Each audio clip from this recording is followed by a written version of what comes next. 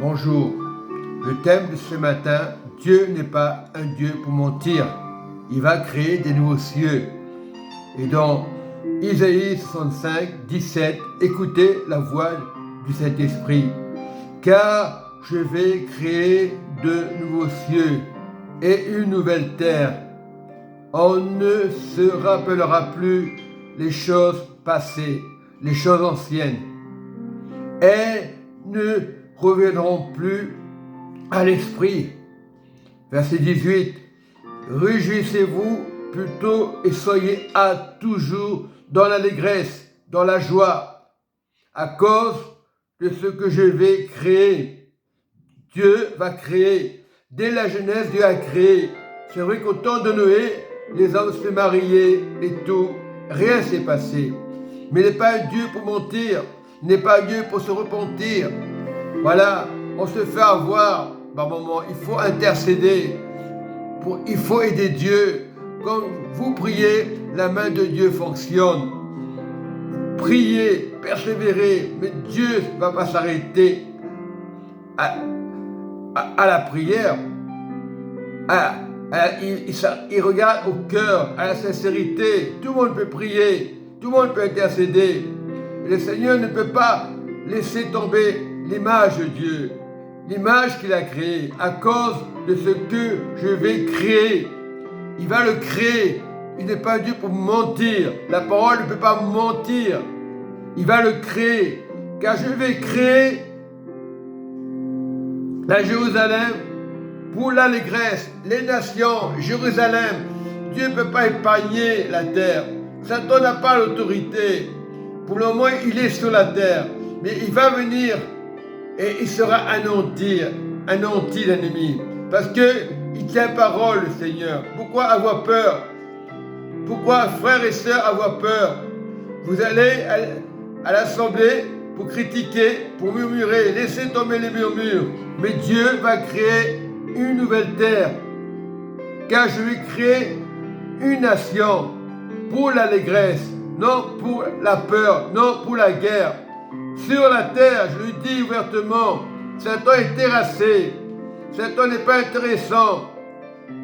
Et son peuple pour la joie. Il est un Dieu de joie. Dieu est un Dieu d'allégresse et d'amour. Il ne peut pas être triste. Il ne peut pas faire la guerre. Mais il va faire quelque chose.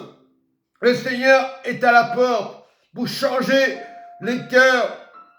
Celui qui était triste, il ne sera plus triste. Le monde sera heureux. Ceux qui sont en vie, maintenant, Dieu va les garder. Ils vont ressusciter. Dieu ne veut plus la mort. La mort n'est pas de Dieu. Et aujourd'hui, de église en église, voilà, on fait ça. Allez, chaque année, on y va, on écoute la parole de Dieu. Il y a des miracles, mais il y aura des miracles. Il n'y aura plus besoin d'intercéder pour les miracles, parce que le Dieu des miracles ne peut pas mentir ce matin. Arrêtez d'être trompés par certaines églises. Dieu va créer, Dieu ne ment pas. Soyez courageux au lieu de critiquer les religions, de murmurer sur les autres. Dieu est un Dieu d'amour. Il n'est pas des religions pour critiquer, pour murmurer. Sortez de vos orties. Revenez à la joie de Dieu. Oui, mon peuple doit dans la joie. On n'y entendra plus le bruit des pleurs, le bruit des cris. Il n'y aura plus ni enfants ni vieillards qui n'accomplissent leur jour, car celui qui mourra à 100 ans sera jeune. Alléluia! Dieu est jeune. Aujourd'hui, confusion sur confusion. On va dans des ministères, on prie, on jeûne. Ça ne change pas. Ce jour-là, il n'y aura plus de jeûne. Parce que Dieu a dit sur la terre, ce n'est pas sur la lune, ce n'est pas sur une planète. Il a dit ouvertement, ce n'est pas la science-fiction. Voilà, ce n'est pas de la science-fiction, c'est marqué dans la Bible. Vous cherchez des écritures à droite, à gauche. Voilà, Dieu veut quelque chose, c'est vrai, un ministère, un royaume des sacrificateurs. Oui, on cherche chaque année, on va partir, grande assemblée dans un stade. C'est pas le stade qui va vous changer. Dieu est vivant. Il n'y aura plus de pécheurs. On sera tout jeune. On ne sera pas maudit. Aujourd'hui, on pleure. Aujourd'hui, on parle du bruit de guerre. Mais Dieu doit changer. Soyez patients, les familles. Au lieu d'aller à droite, à gauche, soyez patients. Lisez les Écritures. On vit un moment difficile. Mais quand Dieu dit quelque chose, il le fait. Voilà ce que Dieu veut. Verset 22. Ils ne bâtiront pas des maisons pour qu'un autre habite. Il ne plantera pas des vignes pour qu'un autre en mange le fruit, car les jours de mon peuple seront comme les jours des arbres, et mes élus jouiront de l'œuvre de la main de l'Éternel.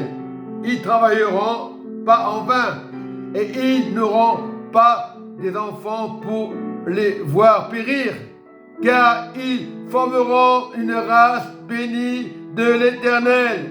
Une race bénie de l'Éternel. C'est fini les conventions. De convention en convention. Il n'y aura plus de convention. Il n'y aura plus de religion. Et leurs enfants seront avec eux. Avant qu'ils m'invoquent, je répondrai. Avant qu'ils aient cessé de parler, j'exaucerai. Voilà, le loup et l'agneau paîtront ensemble. Le lion, comme un bœuf, mangera de la paille. Et le serpent aura de la poussière pour nourriture. Il ne se fera ni tort ni dommage sur toute ma montagne sainte de l'Éternel. C'est maintenant, les conventions, ça ne sert à rien. Ça ne sert à rien, chaque année on compte les miracles. C'est pas ça. Il y aura un gros miracle sur la terre. C'est pas de la science-fiction. C'est pas une planète. Là, je parle bien de la terre. Satan, il sera terrassé. Il n'y aura plus de destruction. Il n'y aura plus de jalousie. La joie sera là. C'est ça, la vie. La vie Zoé. C'est ça, la vie Zoé. C'est maintenant qu'il faut intercéder, pas accuser. Oui, il y a des conventions. Oui, il y a des séminaires. Ça ne change pas. Si ton corps est encore endurci, sors de tes orties. Sors de la Babylone. Reviens au Seigneur. Et Dieu ne peut pas mentir. C'est le mot clé, Isaïe 65, verset 17. Lisez. Il n'est pas un Dieu pour mentir. Il n'est pas un Dieu pour se repentir. Dieu n'est pas là pour détruire la terre. Il y a la guerre, c'est vrai. Il n'y aura plus de guerre. Jésus est à la porte, je vous le dis. Ce n'est pas de la science-fiction. Beaucoup de religions, le bouddhisme, beaucoup de choses. Les musulmans, les chrétiens, ça ne change pas si le cœur n'est pas dans le royaume. Il y aura une destruction. Dieu n'est pas là pour détruire. Satan est terrassé. Soyez dans la paix. Dans le nom du Seigneur Jésus. Il est le chemin, la vérité et la vie. Pour donner une nouvelle vie. En abondant de joie et de paix et d'amour